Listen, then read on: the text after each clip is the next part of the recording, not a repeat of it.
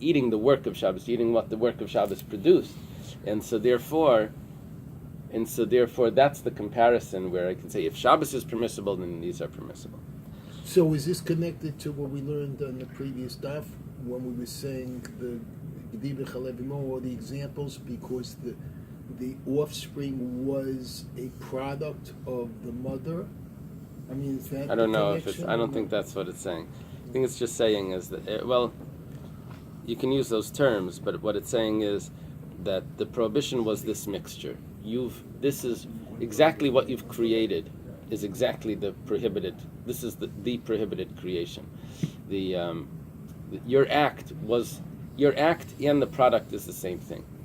However, the act and the product by Shabbos and by muzzling and by having them plow together, the act and the product are different things. Now we ask, what about when you mix seeds? That should be prohibited. Now, Kalai Zeraim is not prohibited to have the products of. Kalai Kerem, a mixture in the vineyard, is prohibited. So the mixture of vegetation is not just grains. Datiavti lachu. So the Gemara says, "Midagali Rachman Agabi Kalaya Kerem," because the Torah tells us by a mixture in a vineyard, pentikdash, pentukad, eish. Over there, that it says that it does become sanctified, that it does need to require to be destroyed.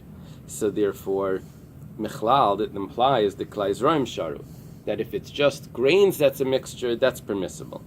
Okay, so over there I have an exception. See, that was a real prohibition. Maybe that's closer, because it's more connected, because that is the creation itself.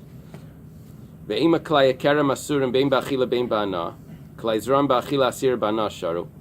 do you know?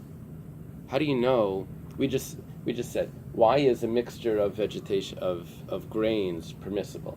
I said, well, because it says that it's prohibited by a mixture in a vineyard.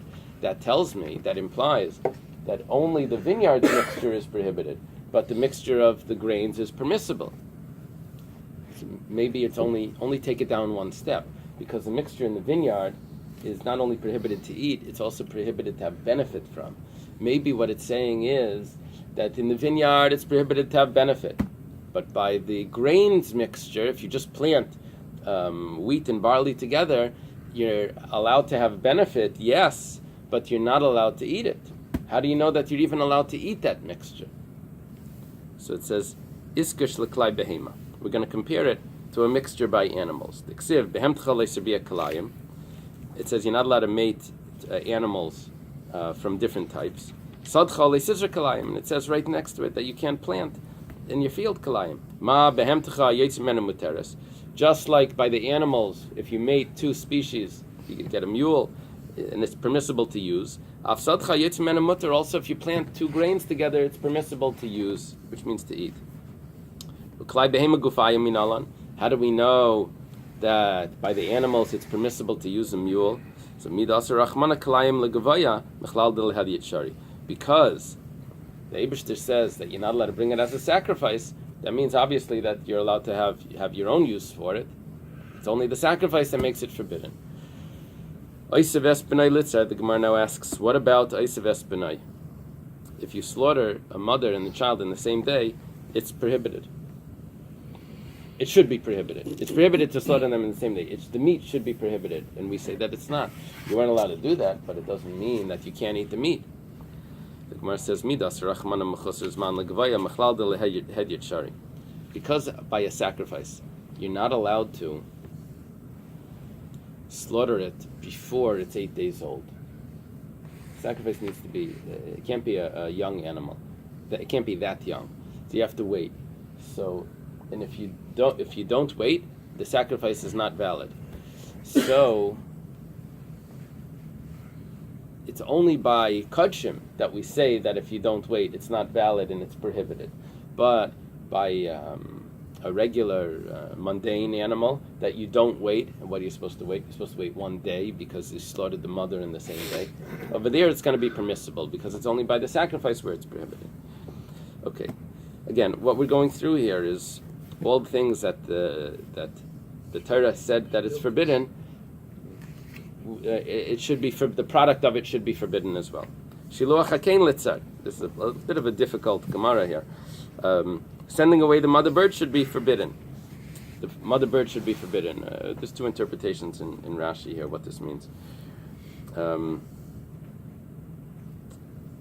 the first interpretation of Rashi is that if you didn't send away the mother bird, you took the mother bird, and now you come to the rabbi. You say, "I took the mother bird." You're supposed to send. You're not supposed to take the mother off the eggs. If you find a bird, you're allowed to take it, but you're not allowed to take the mother off while it's sitting on the eggs. You can send away the mother bird and take the eggs, but you're not supposed to take the mother with the eggs, or you're not supposed to take the mother off the eggs, right? So if someone did, and he goes to the court, so they say, okay, now the pasuk says now you have to send it away. He says, but how could he send it away? It became forbidden. He did a prohibition. He took it off. So it says, La Yomer Torah shalach letakala. The Gemara answers, well, if the Torah says that you should send it away, if it was prohibited, then who's going to find it? Someone's going to find it now after you messed up.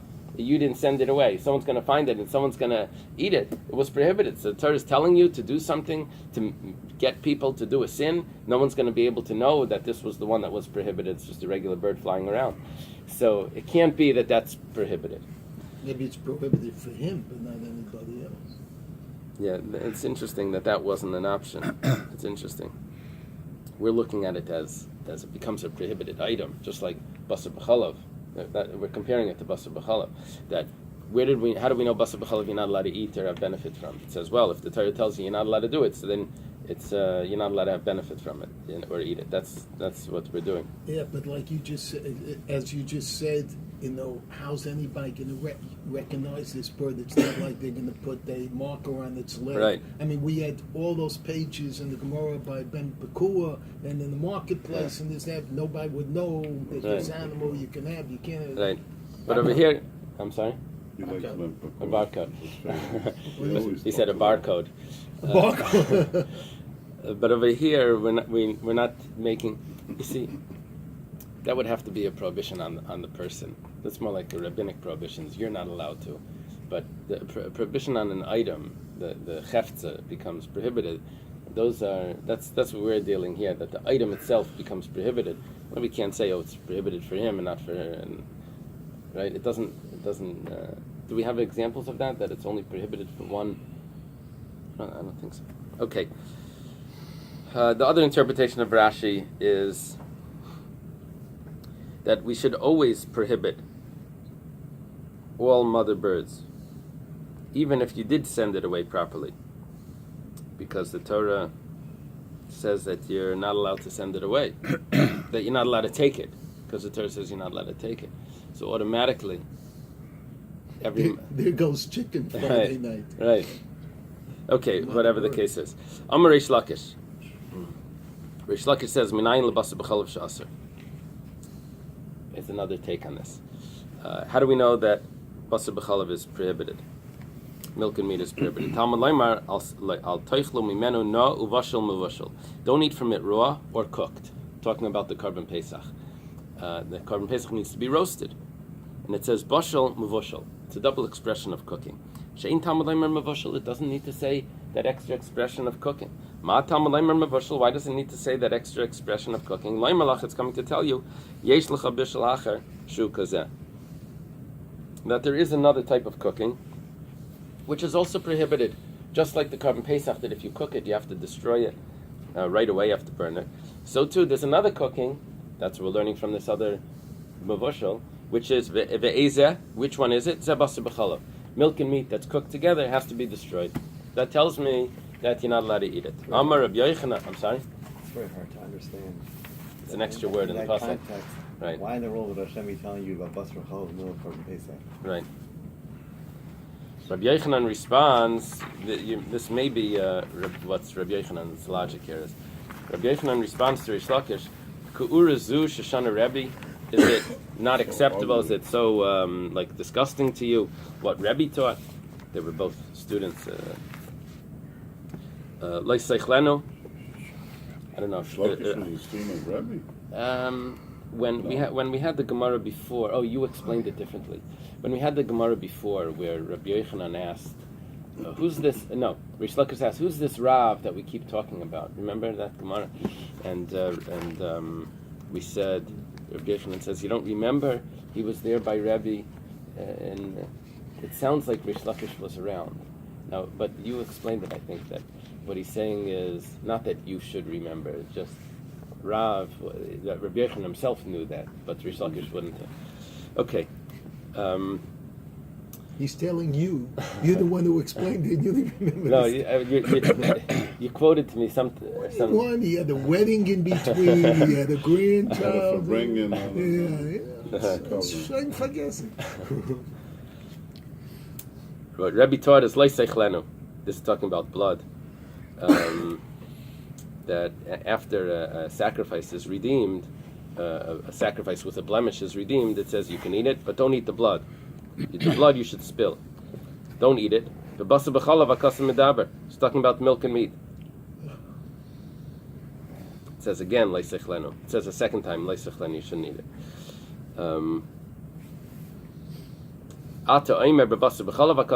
You say that it's referring to milk and meat. Maybe it's talking about any other prohibition. Let's learn from one of the 13 attributes that the Torah is learned. This is Rabbi Shmuel's that we say in the morning. Davar halamid minyane, something that's learned from its context. What are we referring to? B'shnei minim, with two types. Two interpretations here. What are the two types?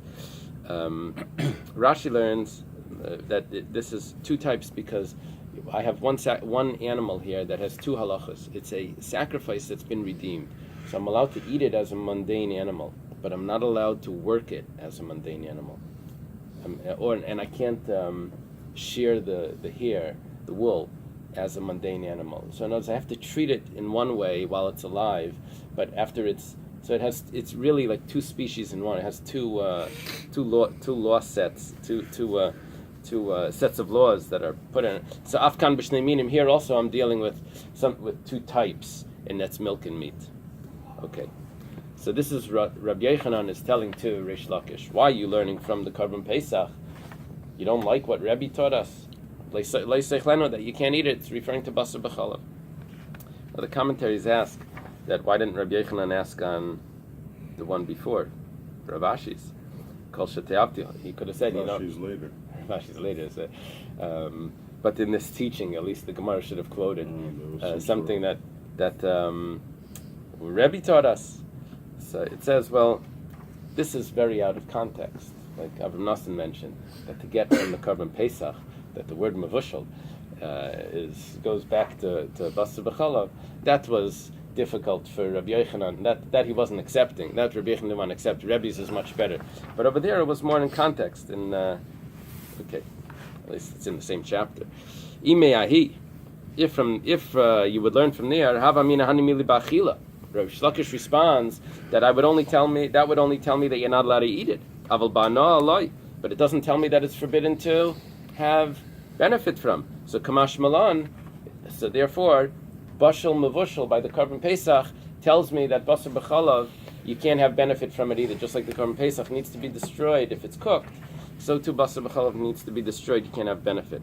So for Rabbi ba'na min ali, so how does Rabbi know that it's forbidden to have benefit from milk and meat?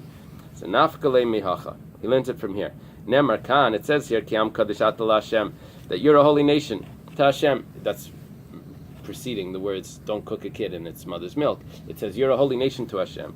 V'nemal alan, and it says further on V'lei Kadesh b'vnei Yisrael, that there can't be a prostitute amongst the Jewish people. Mala halan bahana. Just like over there, it's referring to pleasure. Afkan bahana, also by milk and meat, it's referring to pleasure, that you can have benefit. Any sort of pleasure. Very interesting comparison of pleasure.